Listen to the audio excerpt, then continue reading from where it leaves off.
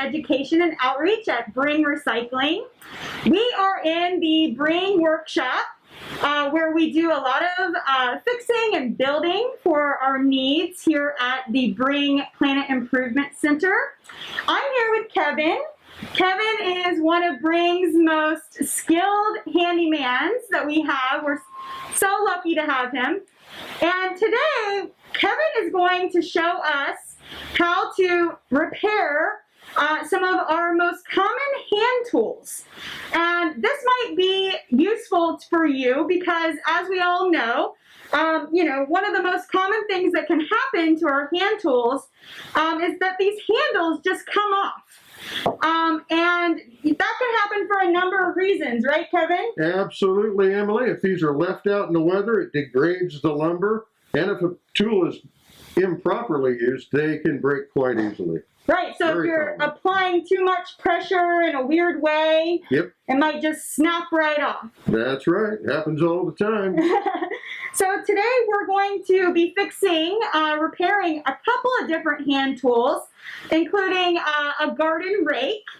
We're also going to show you how to put a new handle on a classic hammer, because we've all got one of those in our toolboxes. And then at the end, we're going to show you how to do some maintenance of your tools, because that's important to help you extend the life of your hand tools so that you have them well into the future. Absolutely. Okay, excellent. Let's get to it. All right. Generally, you would remove, which I've already done in this case, I've removed the original handle. This is a very simple, straight shafted handle.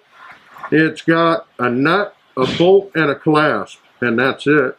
We'll take the nut off, we'll remove the clasp, and remove the bolt. Really easy fix here. Okay. Some different hand tools have a tapered handle. This one does not. So we're going to use a straight reclaimed handle for this project. We'll insert the handle into the rake. And then we're going to drill a hole for our new handle to be fitted on this. I'm going to use a drill bit I've already selected and just drill a hole through it.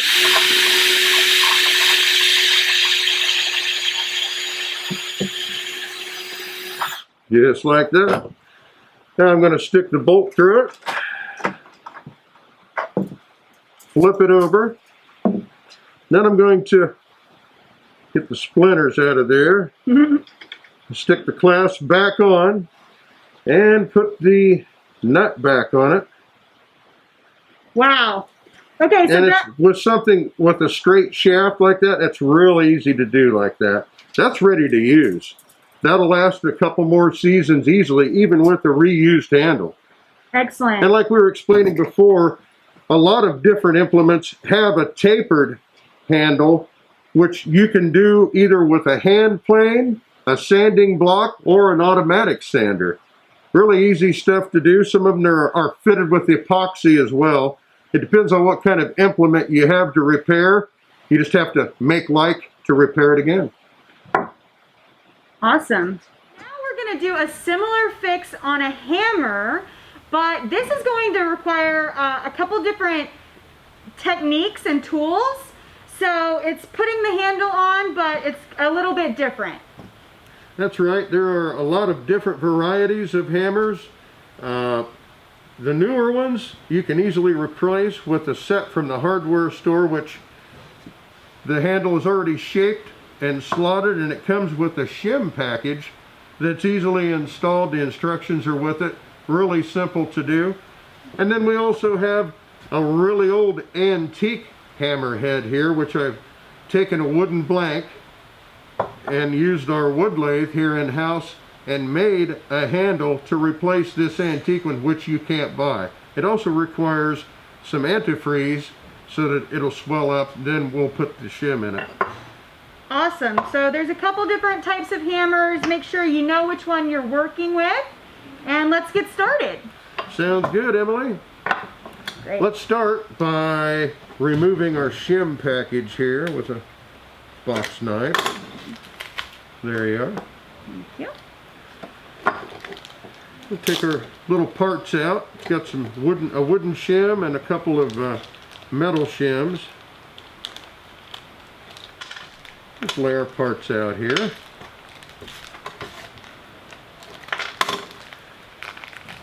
You should have 2 shims that are metal and 1 wooden one. Okay. And our little teeny tiny, microscopic even, instruction booklet. How helpful is that? It comes with instructions. That's right. Well, first, as you see, you want to take your hammer head that already is handle-less. It's already been drilled out and cleaned out. Often, with the handle broken in there, you'll need to take a drill and just drill through the wood several places and then tap the existing piece out. Okay. So that it's nice and clean and ready for the repair. And that one's the same. It's nice and clean, ready for the repair. So let's start with sliding this onto the head. There we go. And give her a tap downward like this. That's going to help set that down on the wood. I'm even going to give it a little bit more of a smack there. There you are. Go ahead and do yours. Yep, that looks good. It's all the way flush up to the top. That looks really good. Excellent. Now, all we need to do is take our existing good hammer and we're going to have to split our shim. It's a little wider than it needs to be, so with the razor knife over here, That's excellent. we take our razor knife, and this is just a little bit wider than the existing handle. So I'm going to trim about a 1/4 inch off of it, like this. Okay. You've got That'll fit in there wonderfully. Would you like to do yours? Sure. There you go. Excellent. Okay. All right, now all we've got to do is take our new hammer and put our shim in the top, and I'm going to simply drive this wedge in. This is the wooden one that we start with. You only want to drive it until it starts to curl up on the side. You don't want to overdrive it and bust or mushroom out the shim. Here, let's go ahead and do yours. Okay.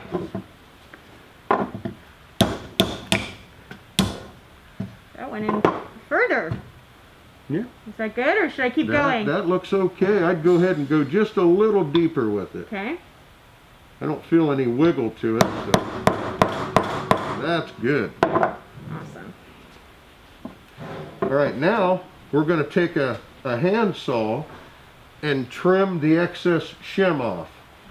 Okay, let's do that.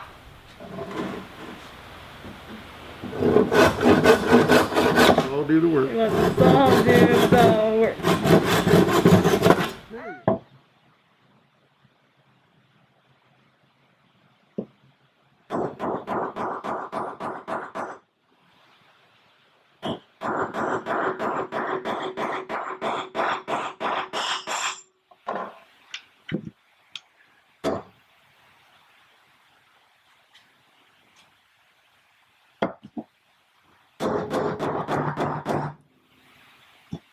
Once it started in there, keep beeping.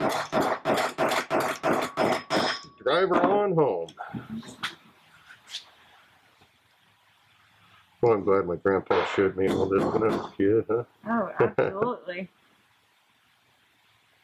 There we go.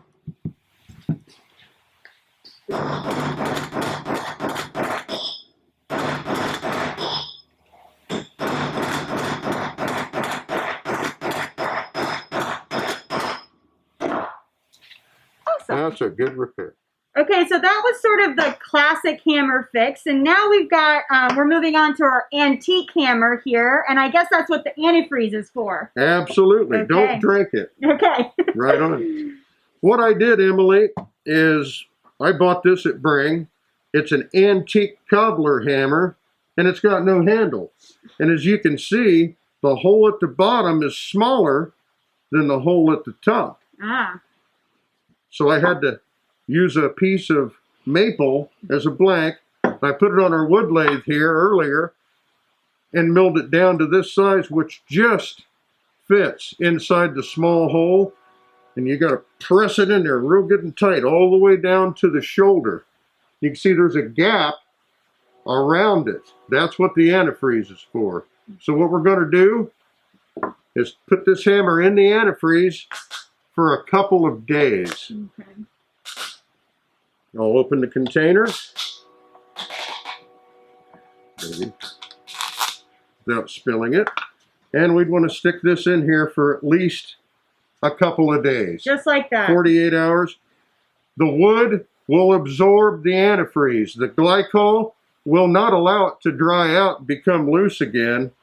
And after the 2 days, you'll be able to see that it has swollen and fills in around the gap at the larger top portion.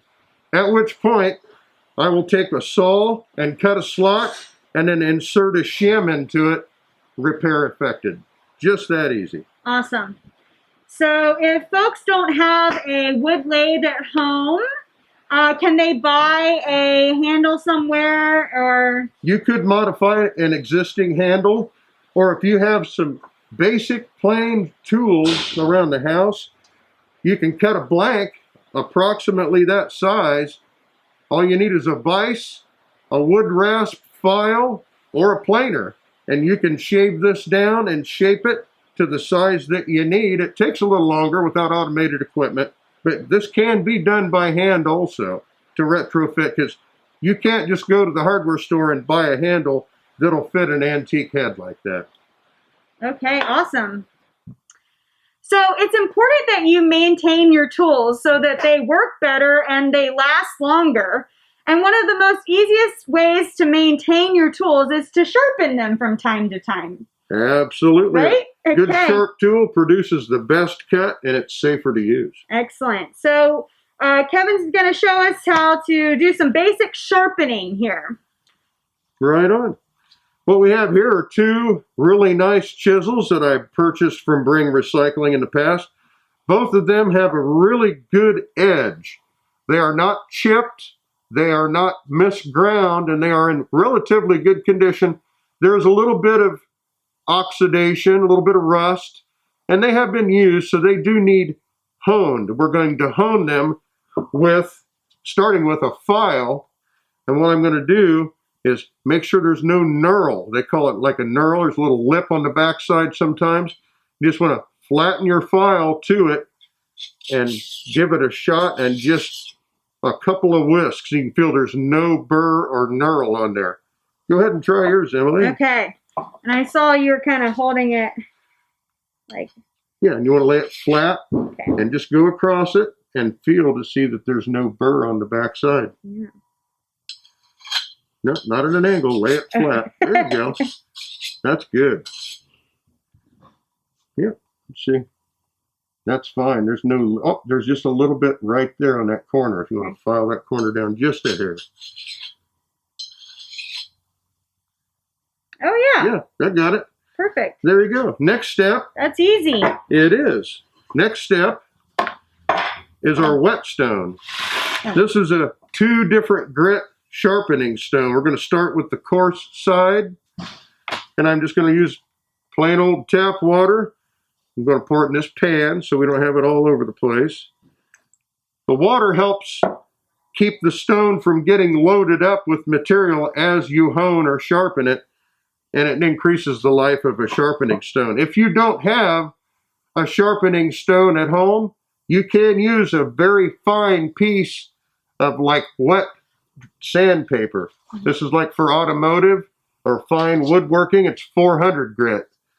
I'm going to start with the stone here. What I'm going to do is match the angle of the chisel to the stone and just hold it there and then hold the stone. I'm going to evenly and gently pull back on it just like that. Get it wet, seat it, gently pull it back. Wet, seat it, gently pull back. Now I'm going to inspect it, and you can see that it put a new edge right there. And that looks pretty good. It's clean. These are in good condition. So I'm going to flip it over to the smoother side. This is a much finer stone. And I'm going to repeat the same process. Seat the tool so it is in contact with the stone on the angle completely. Hold the stone, draw the tool back. You can repeat this several times. With something that's in bad shape, it may take a little longer, but this will get the job done in a professional manner. Very nice. That is a nice sharp edge there now. All right, now we're going to take a look at this wood splitter here. Looks like it's in pretty good shape. I don't see any big nicks out of it. These don't have to be super sharp, but removing the oxidation does reduce the friction. So I'm going to start with cleaning it up with a medium file. Again, you want to look at the angle that's on it, the original angle, lay your tool on it, and get a good working knowledge of what your angle is.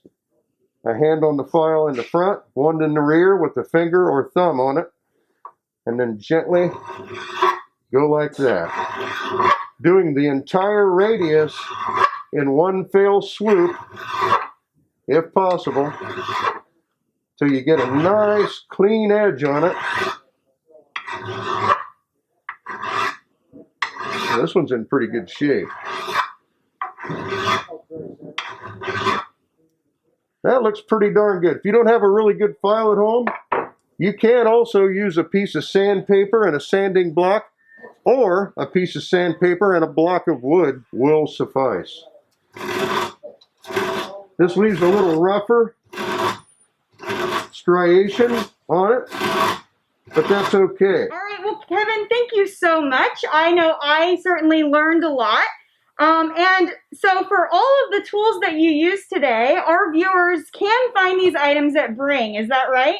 Absolutely. We depend on donations for our stock of tools. What you need may not necessarily be available that particular day, but there's a constant influx, and we can also depend on our local hardware stores if necessary.